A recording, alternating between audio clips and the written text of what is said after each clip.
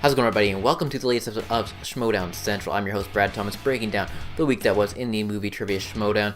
Two big matches happening in the Innergeekdom tournament this week, but before I get into those, I just wanted to let you guys know about my Instagram, where I'm doing some stuff on IGTV, a new series called SD Central Minis, kind of my quick reactions and thoughts after matches air. There's a couple episodes up already, just kind of my thoughts on this week's matches, and I'm going to be kind of doing that each week on Tuesdays and Fridays, or as soon as I'm able to watch those, I'll hop on there on IGTV, post my thoughts and my reactions, so you can definitely check those out if you want my instant thoughts and reactions, especially for those Tuesday ones, because I won't be able to talk to about those on this show until this weekend. So without further ado, let's get into the matches.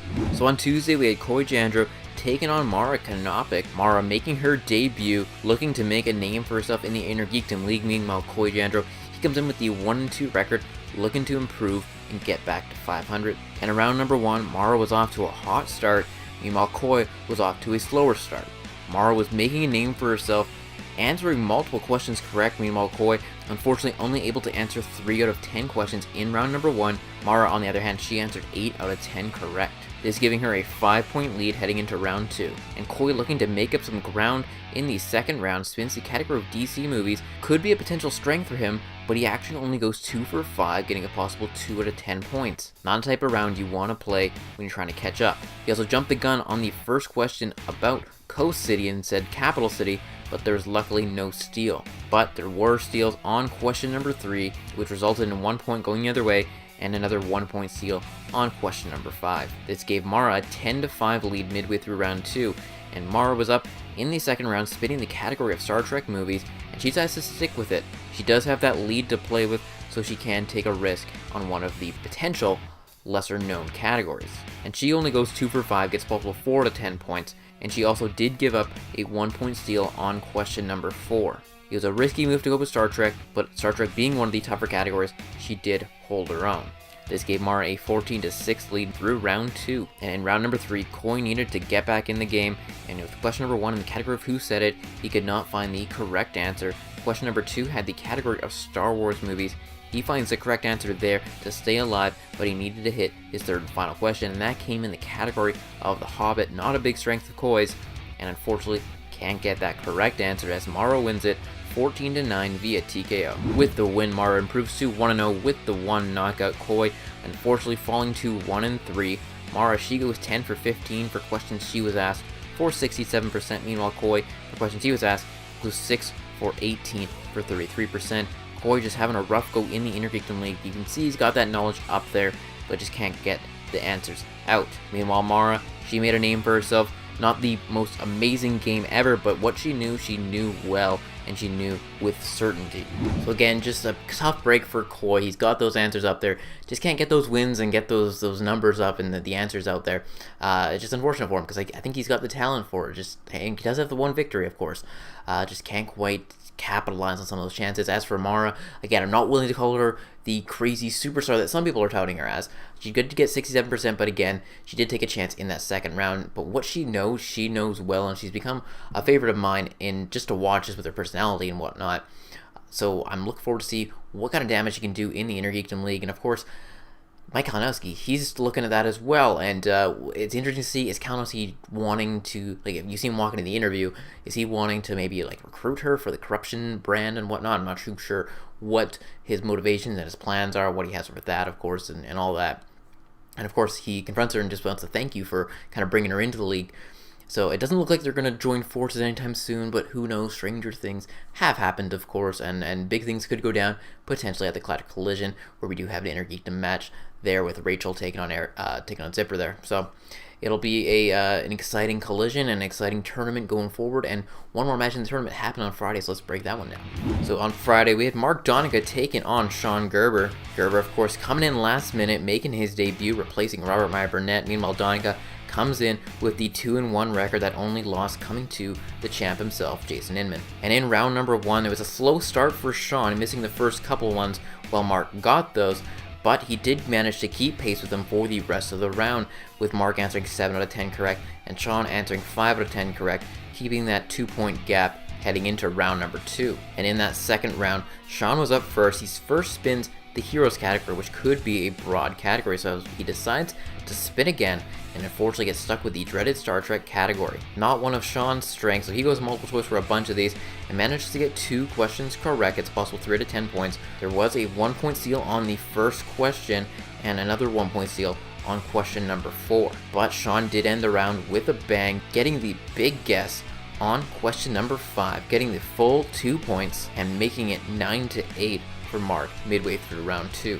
And in round 2, Donica's up and he ends up spinning a big strength of his in the MCU, and he does not disappoint. He goes 5 for 5, gets a possible 7 out of 10 points. A little bit mad at himself though, having to go to multiple choice on 3 questions when he almost had them. This dominant round by Mark led to a 16-8 lead heading into round number 3. In round number 3, Sean had to make up some ground, and with the first question had the category of Indiana Jones. Can't get that correct answer. In question number 2, he had Marvel movies, and again another big pull by Sean. He guesses the Beast answer after using both his repeats and gets it correct, meaning he still had to hit his 3rd and 5-point question in the category of the DCEU.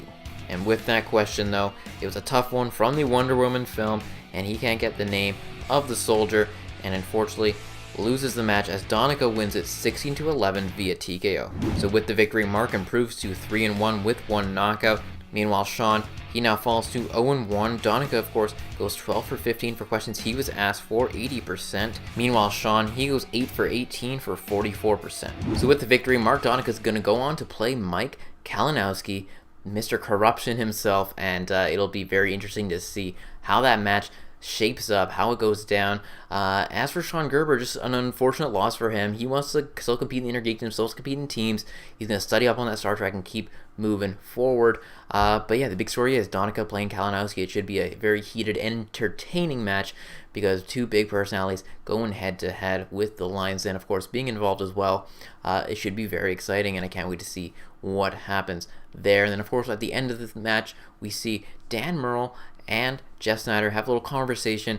Murrell just looking through some pictures, and Snyder kind of saying like, I should be the champ, I'm the greatest of all time, let's play each other at some point here down the road, and we'll see what happens with that. And of course Murrell just kind of being like, why, I'm just looking at pictures, so it was a, again, entertaining scene with the Horsemen of course being back. It's always good to see Dan Murrell on screen, so we'll have to wait and see what happens next with that. Maybe some stuff will happen at the Collision, which will be exciting to see. But let's get into the preview of next week. So next week on the Schmoedown, we got another match in the Innergeekdom tournament.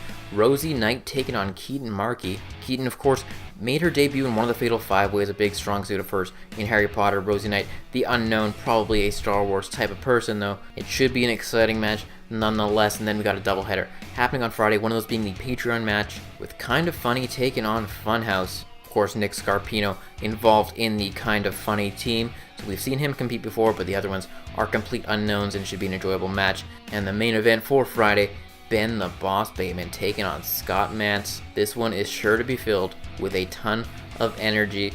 I cannot wait to see this one of my most anticipated matches of this month going forward, just because 2 big personalities in the Schmoedown. It should be an exciting one to see. But as for our play of the week, that's actually come from one of the losing players, a big 2-pointer on a category that he was not strong in. Getting to guess how many movies Leonard Nimoy appeared in as the final question of the second round was a big pull. He may have gone on to not quite win this match, but still a big play nonetheless. As for our misplay of the week, that's got to go to Coy Jandreau, jumping the gun on the first question of round number 2. Luckily there was no steal, or else it would have been a bigger misplay, but he said Capital City, came out of his mouth, and instantly knew it was wrong and knew it was Coast City. He probably wishes he could have that one back.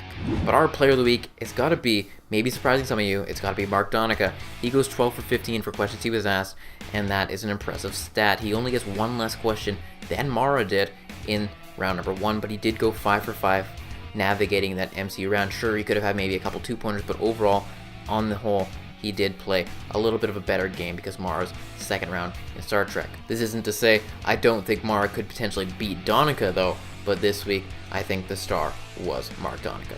So that's it for this episode of Schmoedown Central. Be sure to let me know all your thoughts on what you think of the misplay player of the week in the comment section below, what your thoughts are on these matches, what your thoughts are going forward, who's going to win the tournament. Let me know that. I think the Crusher's probably still the front runner to win it, but stranger things have happened, and of course, if the spin is one that you don't know, anything can happen.